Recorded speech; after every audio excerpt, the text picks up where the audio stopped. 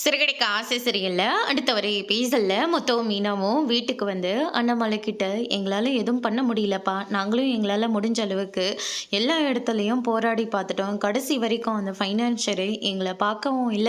அவர் எங்ககிட்ட பேசவும் இல்ல. நாங்க ஏதாவது பேசி மனச மாத்திருவாங்கன்னு சொல்லிட்டு எங்கள பார்க்க கூட விடலப்பா. இங்க இருக்கேன், அங்க இருக்குன்னு சொல்லி எங்கள ரொம்ப தூரம் அலைய வச்சுட்டான்ப்பா.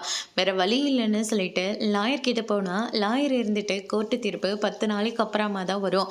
நாளைக்கு அவங்க கண்டிப்பாக ஜப்தி பண்ணிடுவாங்க அப்படின்ற மாதிரி சொல்லிட்டாங்க. ஆனால் முடிஞ்ச அளவுக்கு முயற்சி பண்ணி பார்க்குறேன்னு சொல்லிட்டு லாயர் சொல்லியிருக்காங்கப்பா. நீங்கள் கொஞ்சம் தைரியமாக இருங்க. எப்படா தைரியமாக இருக்க சொல்கிறேன். ஐயோ, இந்த அவமானத்துலேயே நான் செத்து போயிடுவேனே.